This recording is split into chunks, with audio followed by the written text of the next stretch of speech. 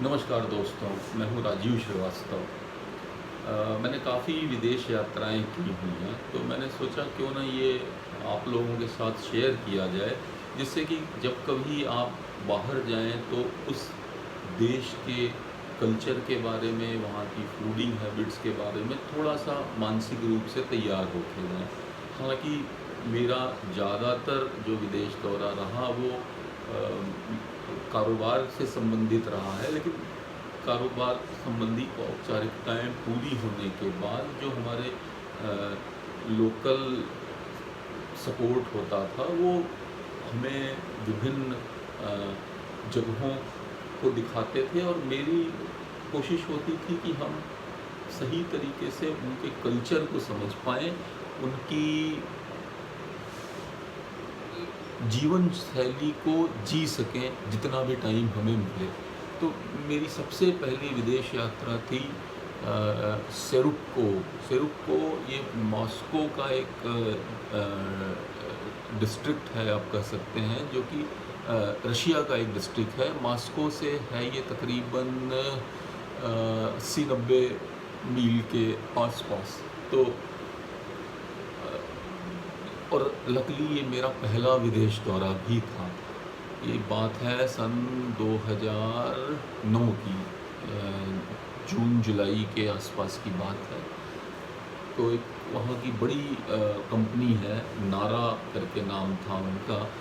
उनके साथ कुछ हम कोलैबोरेशन की बात कर रहे थे इंडिया में। उन लोगों के साथ व्यापारिक संबंधों को मटेरियलाइज़ करने के लिए मेरा वहाँ पे जाना हुआ। तो पहली बार मैं बैठा लुफ्थहान्सा की फ़्लाइट में, और वो बड़ा ही अजीब तरह का एक्सपीरियंस था। हमारे लोकल फ़्लाइट से भी बुरी कंडीशन उनकी फ़्लाइट्स की थी। एक तो पूरी फ़्लाइट खाली पड़ी हुई थी, तो पहला तो ये रहा कि पूरी सीट खाली मिली तो आराम से मैं तान के चद्दर लेके सोया। वेजिटेरियन था मैं, तो खाने के लिए कुछ चावल और उड़द की दाल जैसा कुछ खिचड़ी सा बन के जो है आ गया था। एनीवेज़, सुबह मैं पहुंचा हूँ मॉस्को। प्रॉब्लम्स वहीं से शुरू हो गई। पता नहीं मुझे क्या देखा, मेरा मेरा अमूमन तो आज तक कभी हुआ नहीं। मैं इतनी बार यूएस गया, यूरोप गया, चाइना गया, कभी कस्टम वालों ने रोका नहीं है कहीं पर भी। पहली यात्रा के दौरान वो कस्टम वालों ने मुझे किनारे किया, और मेरा बैग है वो एक्सरे मशीन के अंदर से गुजारा गया, फिर उसको खोला गया, और दे वे आर सस्पिशियस अबाउट वो टेल्कम पाउडर जो होता है उसको लेकर के। तो हालांकि इतना कुछ परेशान नहीं किया गया मुझको। एक आध घंटे के अंदर छोड़ दिया गया, लेकिन एक घबराहट सी मेरे मन में थी। एनीवे, लोकल होस्ट बाहर मेरा इंतज़ार कर रहे थे। वो अपनी गाड़ी से ले करके मुझे सिरको में मेरे होटल पे गए। वहाँ हमारी होस्ट ज़ेनिया, जो कि बहुत ही खूबसूरत हैं, पहले भी इंडिया आ चुकी थी, वो इंतज़ार कर रही थी। It was a very beautiful hotel. कमरे बहुत ही अच्छे थे, कमरा क्या सूट था एक। और मैं वहाँ पे नहाया वहाया, तैयार हुआ, फिर उसके बाद मैं उनकी फैक्ट्री में गया। Was a very big factory. सब लोगों के साथ वहाँ पे मैं घूमा फिरा, डायरेक्टर्स के साथ बैठा, कॉफ़ी वॉफ़ी पी गई, बड़ी सार्थक चर्चाएं हुई, लंबी लंबी बातें हुई कि यहाँ हम कुछ काम शुरू करेंगे वगैरह वगैरह करके। जो प्लानिंग्स बनी थी, हमने उन्हें कुछ इनपुट दिया हुआ था, उसके हिसाब से उन्होंने वो मशीन बना के रखी हुई थी। और ओवरऑल पहला दिन तो बहुत ही अच्छा बीता। शाम फिर थोड़ा जल्दी ही वहाँ पे ना मॉस्को या सिरको वगैरह में दिन काफ़ी लंबे समय तक रहता है। तो मैं अपने होटल पहुँचा उनके समय के हिसाब से, जो भी 5:15 साढ़े 5 बजे बंद होता होगा। And after 1 hour Xenia again के मुझे डिनर के लिए ले जाने के लिए। And she was very beautifully dressed. एक अच्छे से रेस्टोरेंट में हम गए, वहाँ पे अच्छी रेड वाइन, साथ में चीज़ और तरह तरह की। फिर समस्या वही मेरे फूड की कि बीइंग अ वेजिटेरियन, मुझे फिर से वहाँ एक बैंगन का भरता मिला, उबले हुए चावल, उसी को मैंने चोखा बना के मिक्स करके ऊपर से नमक मिर्च कुछ छिड़क के, काली मिर्च, और उसको किसी तरह से खाया, पेट भरा नहीं। अगले दिन सुबह होटल में वही वेजिटेरियन ब्रेकफास्ट, फ्रूट्स ढेर सारे होते थे, जूस होता था, तो मुझे लग गया था कि कुछ मिलने वाला है नहीं, तो यहाँ से ये सब ब्रेड व्रेड बटर शटर बढ़िया से खा के चल। ज़ेनिया आई, मुझे लेके फैक्ट्री में गई हैं, पूरे फैक्ट्री में इन्होंने मुझे घुमाया, वर्कर्स के साथ मिलाया, उनकी मैन्युफैक्चरिंग प्रोसेस मैंने देखा, लंच किया डायरेक्टर्स कैंटीन में। और यहाँ पर उससे एक गड़बड़ हो गई जो मैं आपसे शेयर करना चाहूँगा। हमारे यहाँ वो बूंदी होती है मीठी वाली, कुछ उस तरह का एक आइटम उन लोगों ने रखा हुआ था, उस पर इकट्ठा करके किसी एक चीज़ के ऊपर, और जो जो भी आता था उसको उठाता था, मुंह में डाल लेता था। तो मुझे लगा कि कोई मीठी सी चीज़ होगी। हालांकि ये पूरी फैक्ट्री को पता था कि मैं वेजिटेरियन हूँ, और मेरे लिए उस दिन पूरी फैक्ट्री के वर्कर्स जो 1000-1500 के आसपास थे, उनके लिए वेजिटेरियन फूड बनाया गया था, और उनके शेफ़ ने स्पेशली इंडियन फूड पढ़ करके बनाया था। This was really a great honour for me. लेकिन मुझे पता नहीं था कि यूरोप में, रशिया में फ़िश जो है वेजिटेरियन मानी जाती है। तो मैंने भी वो उठा के मुंह में डाल लिया। अब डालने के साथ ही मुझे ऐसा फीलिंग हुआ कि I feel like vomit. Xenia ये बात समझ गई, तो उन्होंने मुझे दिखाया कि टॉयलेट उधर है। मैं गया वहाँ, मैंने जी भर के उल्टी की, और फिर आके मैं बैठ गया उनके साथ में। वो बड़ा ही एक ऑड सा मोमेंट था कि कंपनी के सारे डायरेक्टर मार्केटिंग, सेल्स, और वो बैठे हुए हैं, बीच में मैं ओ करता बाथरूम की तरफ आया। और उसके बाद से मैं आगे के हर दौरे पे बड़ा ही सीरियस रहा। अब यहाँ से शुरू हुआ रशियंस को समझने का ढंग। हम बचपन से ही सुनते आए थे कि भारतीय और रशियन बड़े ही क्लोज़ होते हैं, रशिया हमारा मित्र है, अच्छे लोग होते हैं। हालांकि जब मैं जाने लगा था तो मेरे कुछ दोस्तों ने बोला था, यार माफियाज हैं, बच के रहना।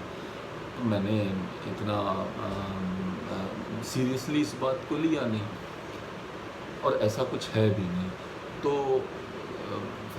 सेकंड राउंड में फिर से जो कंपनी के मैनेजिंग डायरेक्टर थे, वो थोड़ा सा कोई जारवार फैमिली से थे, तो बड़े ही मतलब एरोगेंट टाइप के इंसान थे। तो वो एक लेज़र कटिंग मशीन के पास मुझे ले गए, और मुझसे बोलते हैं कि आपने इंडिया में कभी ऐसा देखा है? अब भाई हम लोगों का खून तो खौलता है इस बात को सुन के, पता नहीं लोग अभी भी इंडिया को किस दृष्टिकोण से देखते हैं।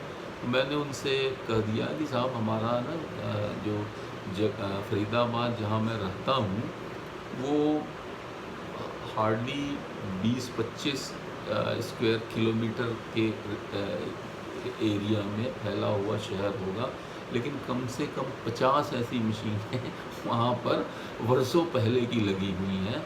फरीदाबाद वैसे भी ऑटोमोबाइल सेक्टर का बड़ा हब है। यहाँ पे मारुति के और बाकी ऑटोमोबाइल कंपनीज़ के बड़े सप्लायर्स रहते हैं। स्कॉट्स जैसी बड़ी कंपनी है यहाँ पे जो पायनियर्स हैं ट्रैक्टर में। उस समय तो आइशर भी हुआ करती थी। तो वो उनको थोड़ा सा अचंभा सा लगा इस बात को देख के, मेरा कॉन्फिडेंस देख करके। उसके बाद वो पूरे समय मुझसे थोड़ा रूड ही बने रहे। तीसरा दिन था जब ज़ेनिया और डेनिस, वहाँ के जो डायरेक्टर मार्केटिंग थे, वो मुझे ज़ेनिया इनफैक्ट वो लेके मॉस्को गई, डेनिस मॉस्को में ही रहते थे। वो वहाँ पे आके मिले मुझसे। मुझे रेड स्क्वायर ले जाया गया जहाँ मैंने लेनिन की समाधि देखी, और बहुत सारे म्यूज़ियम्स और काफ़ी कुछ था। अच्छा लगा वहाँ पे। हम फिल्मों में देखते आते थे या फिर किताबों में पढ़ा हुआ था, लेकिन जो सबसे इंटरेस्टिंग पार्ट मुझे लगा, थोड़ा सा धार्मिक होने की वजह से मुझे, जब वो लोग मुझको ले कर के एक वहाँ के सेंट्रल कैथेड्रल या चर्च कह लें, बड़ा भव्य सा चर्च था। वहाँ अमूमन कहा जाता है कि जो कम्युनिस्ट होते हैं वो धर्म या उतने धार्मिक नहीं होते हैं, वो ईश्वर को नहीं मानते हैं। तो उस चर्च के बारे में मुझे बताया गया कि पु प्राचीन समय में वहाँ पे पहले एक चर्च हुआ करता था, तो जब कम्युनिस्ट गवर्नमेंट आई तो सिंस इनका बिलीफ नहीं था गॉड में, तो उस चर्च को इन्होंने तोड़ा। वहाँ पर कम्युनिस्ट पार्टी का ऑफिस बना, लेकिन ऑफिस में जो इन्होंने ऊपर लेनिन की स्टैचू लगाई वो हमेशा टेपर रही और शेप भी बिल्डिंग का अजीब सा बन गया। उसके बाद इन्होंने ओलंपिक्स के समय वहाँ पर बहुत बड़ा सा स्विमिंग पूल्स बनवाए, जिसमें ये मॉस्को ओलंपिक के स्विमिंग के स्पोर्ट्स भी हुए थे। लेकिन कुछ कहा जाए कि वहाँ पे कोई ऐसी दैवीय प्रेरणा थी कि कुछ भी चीज़ वहाँ परमानेंट स्ट्रक्चर नहीं बन पाया, तो अंत में फिर से वहाँ पे चर्च बना और बड़े धूमधाम से उस चर्च का जो है उद्घाटन हुआ। मुझे बड़ा ही वहाँ पे सुकून सा मिला, अच्छा लगा मुझे जाके। और बेस्ट पार्ट ये रहा कि जब मैं ज़ेनिया और डेनिस के साथ चर्च में गया हूँ, उस समय वहाँ कोई प्रेयर हो रही थी और प्रेयर करते हुए ही जो चीफ प्रीस्ट थे वहाँ के, वो नीचे उतर के आए और इतने की भीड़ में उन्होंने अकेले मुझ पर आके वो कुछ धुआं सा उनके हाथ में होता है वो डाला और ब्लेस किया मुझको। तो ये बड़ा ही इन लोगों के लिए आश्चर्य की बात थी, ज़ेनिया के लिए, कि यार ऐसा कैसे हो सकता है। बाद में मैंने जब अपने यहाँ ये बात की तो लोगों ने बोला कि वो धार्मिक लोग होते हैं, वो एक दूसरे को पहचान जाते हैं। तो that was a very good thing. उसके बाद हम लोग फिर वापस सिर्फ को चले गए और आखिरी दिन दिल्ली की 5वें दिन फ़्लाइट पकड़ने से पहले मॉस्को में ही एक मीटिंग थी उनके डायरेक्टर के साथ में, जो कि बहुत अच्छी नहीं रही अमूमन। हालांकि Xenia was very good cooperative, Dennis was also very good cooperative, though they have language problem. उनका थोड़ा अजीब ही रुख था, अभी भी अपने आप को अमेरिका और उनसे यूरोप से सुपीरियर मान के बैठे हुए थे। जबकि जो मैं मॉस्को सिटी में घूमा उतना अच्छा सा लगा नहीं। एक दो इंसिडेंट्स मैं आपको और बता दूं।